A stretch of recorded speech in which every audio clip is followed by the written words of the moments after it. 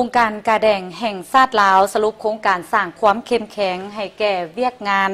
ปลุกระดมบริจาคเลือดและสนองเลือดปลอดภัยโดยการจะตั้งปฏิบัติโครงการของสถาบันเลือดแห่งชาติองค์การกาแดงแห่งชาติลาวได้รับการสนับสนุนทุนโดยองค์การกาแดงสวิส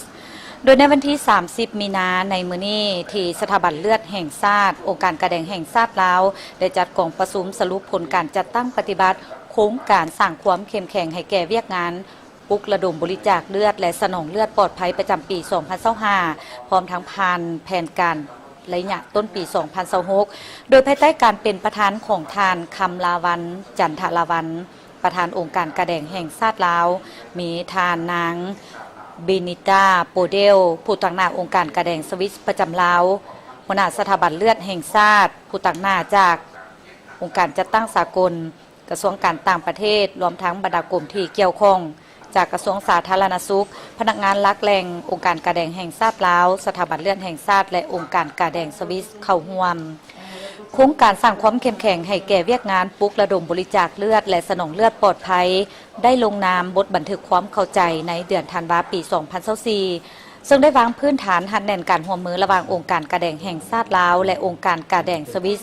เพื่อปรับปรุงเวียกงานการปลุกระดมบริจาคเลือดและสนองเลือดปลอดภัยในสาธารณรัฐประชาธิปไตยประชาชนลาว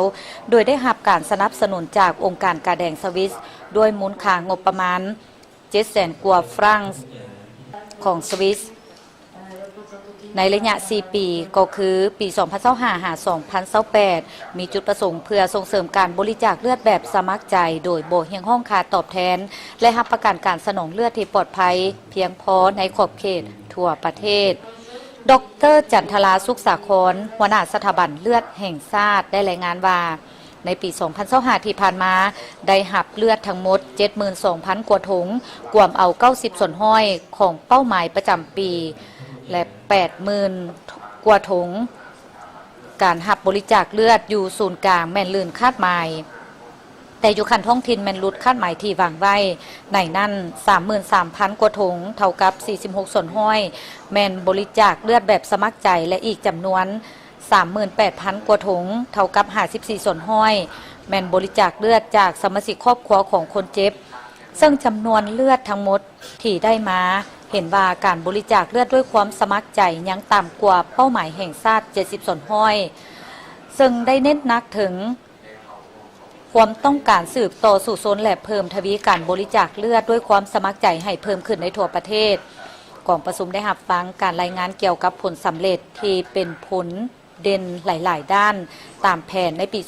2025 ซึ่งผลสำเร็จที่สำคัญแมนสถาบันเลือดแห่งชาติได้จัดกองประชุมวางแผนออกหับบริจาคเลือดอยู่นครหลวงเวียงจันทร์และบรรดาแขวงในขอบเขตทั่วประเทศโดยเฉพาะแมนอยู่นครหลวงเวียงจันทร์ได้จัดกองประชุมวางแผนร่วมกับภาคส่วนการจัดตั้งต่างๆเช่น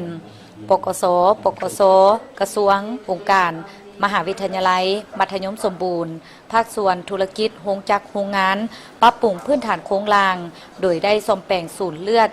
แขวงจำนวน5แขวงเพื่อให้ได้เฮ็ดเวียกเป็นอย่างดีได้ตอบสนองอุปกรณ์การแพทย์คอมพิวเตอร์จำนวน5หน่วยให้ศูนย์เลือดแขวงได้ตอบสนองพาหนะหับไส้ทางด้านวิชาการจำนวน3คันรถสำหรับอบรมและสูงยุติดตาม1คันให้สถาบันเลือดแห่งชาติรถตู้หับบริจาคเลือดให้แก่แขวงไซสมบูรณ์1คันและแขวงเซกอง1คัน